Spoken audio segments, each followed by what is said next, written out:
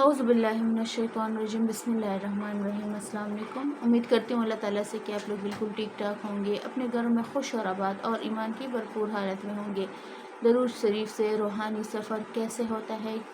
ताकि आपकी मौजूदगी होती ज़मीन में है लेकिन आपकी हाज़िरी अर्श वालों में होती है। वैसे ही एक हमारे जैसे आम इंसान थे लेकिन दरूद शरीफ की एक उम्दा ज़िक्र ने उनको ज़मीन से लेकर अर्श पर बिठा दिया। वो होते तो ज़िंदा मतलब अपनी जीती जाती आंखों से ज़ियारत कर रहे होते हैं नबी करीम सल्लल्लाहु अलैहि वसल्लम की, असहाब की। और दरूद शरीफ कैसा पढ़ा उन्होंने, किस किस टाइम में पढ़ा, अंदाज़ कैसा था, इस पर आज हम बात करेंगे। राजपूत ख़ानदान के एक चौधरी साहब जिनको बचपन में ही ये सिखाया गया था कि दरूद शरीफ ख्वाह कुछ भी हो जाए हर हालत में दरूद शरीफ पढ़ना है। अब अगर वो ज़मीनों पर होते, काम कर रहे होते, तब भी वो दरूद शरीफ का वर्द कर रहे होते। वो साए में, दरख्त के साए में आकर बैठते, आंखें बंद करते कुछ देर आराम के लिए, तो उनको ज़ियारत नबी सल्लल्लाहु अलैहि वसल्लम हुआ। वैसे ही उनके बड़े भाई, उनकी भाभी ऐसा करती और तकरीबन वो रात को 2 बजे उठकर जब तहज्जुद की तैयारी करते थे तो एक रात उनकी भाभी ने उनको आवाज़ दी कि ग़ुलाम रसूल या चौधरी ग़ुलाम, देखो आप सल्लल्लाहु अलैहि वसल्लम की सवारी जा रही है। उन्होंने जब नज़र उठाई आसमान की तरफ तो आप सल्लल्लाहु अलैहि वसल्लम की शाही सवारी असहाब के साथ गुज़र रही थी आसमान पर से और चारों तरफ रोशनी बिखरी हुई थी। हमारे जैसे ही इंसान थे, हमारे जैसे ही खाते थे, पीते थे, उठते थे, बैठते थे, ज़मींदार लोग थे, लेकिन क्या ख़ास बात थी कि उनको इतना आला मकाम दिया गया। वो कहते हैं कि हम जीती जाती आंखों से नबी करीम सल्लल्लाहु अलैहि वसल्लम की ज़ियारत कर रहे होते थे। और ऐसा क्यों होता था और ऐसा क्यों हुआ? क्योंकि उनको जो ज़िक्र वो कर रहे थे बचपन में ही, 6-7 साल के बच्चा, कोई एज नहीं होती, लड़कपन और इस जवानी में भी हमें होश नहीं रहता कि हम अपने नमाज को टाइम पे अदा करते। लेकिन 6-7 साल का बच्चा जो कि स्कूल में मशगूल था, लेकिन हिदायत दी जो मिली, और जो बड़े करते हैं वही बड़े को देखकर बच्चे भी करते हैं। बड़े उनके जैसे थे, दीनदार घराने के, वैसे ही उनके घर का हर एक फ़र्द पिता, घर का हर बच्चा था। और दरूद शरीफ की कसरत ज़िक्र ने दरूद शरीफ की से मोहब्बत ऐसी थी उनको कि उनको बिल्कुल दुनिया से अलग कर दिया था। जीते जागते जैसे हम इंसानों की महफ़िल में बैठते हैं वैसे वो आप सल्लल्लाहु अलैहि वसल्लम और असहाब की महफ़िल में बैठा करते थे। कितने खुश नसीब हैं। वो कहते हैं कि एक दफ़ा मैं आप सल्लल्लाहु अलैहि वसल्लम को ढूंढने निकला और हिंदुस्तान की तरफ निकला। जब मैंने कुछ देर उनको ढूंढा तो एक शख्स, बावकार शख्स खड़े थे मेरे पीछे, मुस्कुरा रहे थे और फरमाया कि तुम आप सल्लल्लाहु अलैहि वसल्लम को ढूंढ रहे हो, वो यहाँ पहाड़ की दामन में है और उनके दोस्त भी उनके साथ है।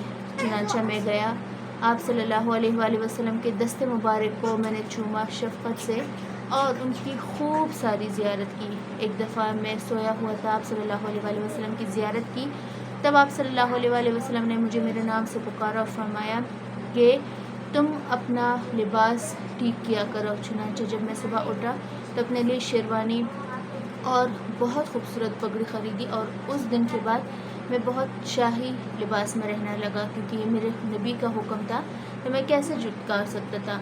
बताने का फ़र्क सिर्फ़ आपको इतना है कि आजकल जो हम कर रहे हैं हम में और फिर उन लोगों में मेन डिफरेंस यही है कि अल्लाह की इबादत करते, तहज्जुद पढ़ते और नबी करीम सल्लल्लाहु अलैहि वसल्लम पर ऐसे सलाम करते कि गोया वो उनको सलाम की कबूलियत भी ख़ुद आप सल्लल्लाहु अलैहि वसल्लम उनको आकर ख्वाब में बशारत देते कि जो सलाम तुमने मुझ पर भेजा है वो कबूल हो गया है और मैं तुम्हारे दरूद से बहुत खुश हूँ। जो लोग कहते हैं कि हमारे साथ मुआज़ात नहीं होते, हमारे यहाँ तंगदस्ती है, हमने ये ज़िक्र किया, हमने फ़लाना वजीफ़ा किया, हमने सवाला का ये ज़िक्र किया, ये ख़त्म किया, ये किया, बात नीयतों की होती है। कभी किसी के लिए बुरा ना चाहे।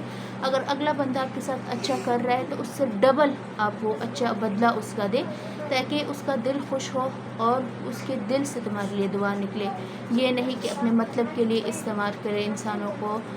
نماز پڑھ رہے ہیں لیکن نماز کا اثر آپ کی زندگی پر کوئی نہیں ہے۔ بڑوں سے میری ریکویسٹ ہے کہ اپنے بچوں کو چھوٹے چھوٹے جو ہم آج کل ان کو ٹیب دیے ہوئے ہیں، موبائل اسکرین دیے ہوئے ہیں اور ایسے بہت سی گیجٹس جو ان کے پاس ہے، ایک دن میں ایک اچھی عادت ان کے پڑھ لے باندھے کہ بیٹا یہ پڑھا کرو، یہ پڑھا کرو، تسبیح دے دے۔ آپ خود بھی پہلے تو آپ خود بچوں کے سامنے رول ماڈل بنے کہ آپ بیٹھے ہوئے ہیں، موبائل یوز کر رہے ہیں، موبائل کو نیگلیکٹ کریں، موبائل کو چھوڑے، تسبیح ہاتھ میں پکڑے، بیٹے کو بھی سمجھائے، بیٹی کو بھی سمجھائے کہ یہ اس وقت کا یہ نفل ہے یا چاشت کی نماز ہے یا تہجد کے لیے آپ اٹھ رہے، ایک دن اٹھائے ان کو، ایک دن چھوڑ کر دوسرے دن اٹھائے۔ اس طرح آہستہ آہستہ اپنے بچوں میں نیکی یا نیک عادت پروان چڑھائے۔ ہمارا معاشرہ اسی میں تباہ و برباد ہو گیا ہے۔ پھر ہم اب آفات کا ہم گلہ کرتے ہیں کہ آفات آئے ہوئے ہیں، یہ ہوا ہے، یہ ہوا ہے۔ ہم پر عذاب آتا ہے، اس کے بعد ہم توبہ کرتے ہیں۔ توبہ پہلے کرے تاکہ عذاب کی نوبت ہی نہ آئے۔ قرآن پاک میں کلیئر اللہ تعالیٰ نے منشن کیا ہے کہ ہم انہی لوگوں کو عذاب دیتے ہیں، انہی کو مزہ چکھاتے ہیں جو اس کے قابل ہوتے ہیں۔ ہمارے اعمال ہمارے سامنے ہیں، سیلاب آ رہے ہیں، ناگہانی آفات آ رہی ہے، کئی قسم کی وبائی امراض آ رہی ہے، تو یہ ہمارے ہی گناہوں کا نتیجہ ہے۔ عذاب سے پہلے، گناہ سے پہلے معافی مانگا کرے، انٹینشنلی ان انٹینشنلی آپ سے ہوتے ہیں۔ دوسری اہم بات، کسی کا دل نہ دکھائے۔ اگر اگلا بندہ آپ کے ساتھ سنسیئر ہے تو آپ کو بھی، آپ پر فرض ہے کہ آپ بھی سنسیئرٹی سے اس کا جواب دیں۔